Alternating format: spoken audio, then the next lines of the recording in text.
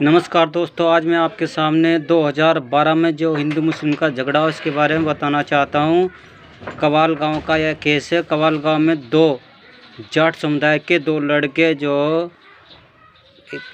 उसमें दो मुस्लिम लड़कों को मार देते हैं। इसी तरह से पूरे मुजफ्फरनगर में हिंदू मुस्लिम की लड़ाई हो जाती है। हिंदू मुस्लिम की लड़ाई इतनी भयंकर हो जाती है, इसमें 67 आदमी मर जाते हैं दोनों समुदाय की तरफ से। और उस समय जो सपा की सरकार थी, मुख्यमंत्री अखिलेश यादव ने उन सभी मृतक आश्रितों को नौकरी दी और वे सभी नौकरी पर एक्टिव हो गए।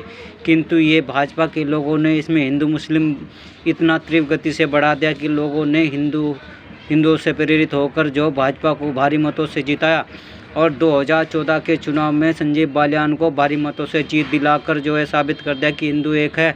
किसी भी यूपी में किसी भी मुसलमान को जीत नहीं मिल सकी। उसी के संदर्भ में फिर क्या होता है कि 2019 में भी जो संजीव बालियान को जिता दिया। लेकिन अब क्या होता है कि अब जाट ही जाट आपस में लड़ रहे हैं।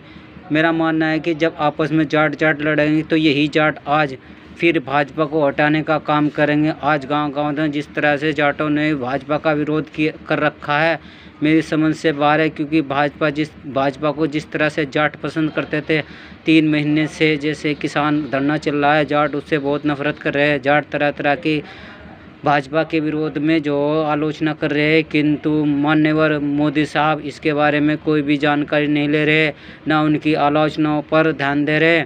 मैं प्रधानमंत्री मोदी जी को यह बताना चाहता हूं कि पश्चिम उत्तर प्रदेश में भाजपा के खिलाफ सभी घरों में अब नफरत की आग दौड़ चुकी है।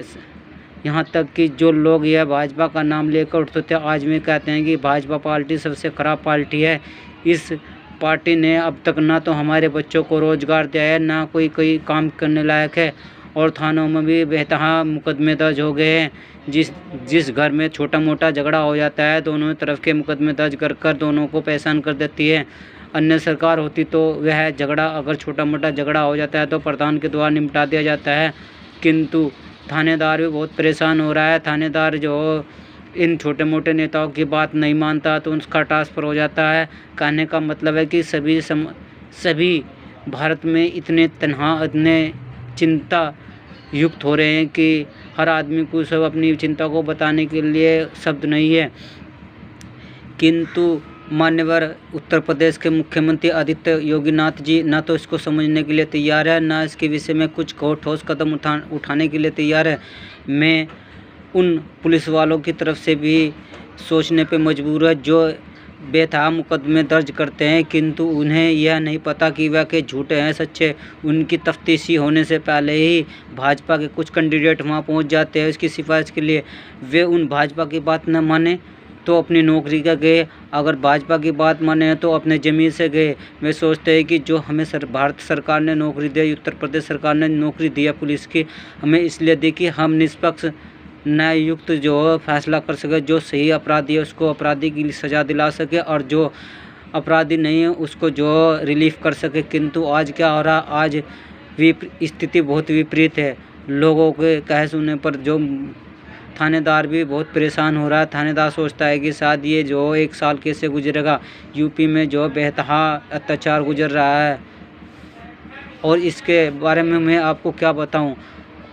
लोग तरह तरह के झेलने हैं। दूसरी तरफ बेरोजगार लोग जो कुछ काम करने के लिए नहीं है, वे तरह तरह के काम में जो लोग बेरोजगार लोगों को घरों पर भी रहकर ताना सुनना पड़ता है। जब बेरोजगार लोग घर से निकलते हैं कि देखो, औरतें मोहल्ले की ताना मारती हैं कि देखो ये कितना पढ़ा लिखा और आज बेकार फिर रहा है, इसकी तो शादी रिश्ते वाले भी नहीं आते हैं। कोई रिश्ते वाला 1-2 आ भी जाता है तो वो कहकर गुजर जाता है कि तुम्हारा लड़का तो कुछ काम करता नहीं है और उम्र भी काफ़ी हो गई है, अब 2-1 साल में इसकी उम्र निकल जाएगी नौकरी की, अब ये केवल मजदूरी ही करेगा, हम मजदूर को अपनी लड़की नहीं देना चाहते। तो माननीय मुख्यमंत्री योगी जी, मैं आपसे प्रार्थना करता हूं कि जल्द आप इस समस्या का समाधान करें, इन बेरोजगारों को रोज़गार दें और जो ये थानों में स्थिति चल रही है कसमकस की, इसे ख़त्म करें। एसपी डीएसपी को आप स्वतंत्र रूप से प्रभार करें और उन्हें न्याय करने का मौका दें। और किसी भी छोटे मोटे भाजपा के किसी भी सदस्य को या किसी भी मंत्री संतरी को आप जो थानों में दखल देने की ज़रूरत ना करें, तभी आपकी स्थिति सुदृढ़ होगी, जब भी भाजपा फिर से मजबूत होगी और लोग फिर आपको वोट देंगे, अन्यथा आपको वोट नहीं देंगे। यह है मेरी आपको जो निवेदन है कि जल्द इसके विषय में आप जल्द से जल्द फैसला लें, नहीं तो देर हो गई तो आप भाजपा यूपी से जो ख़त्म ही हो जाएगी। जय हिंद, जय भारत, जय रविदास।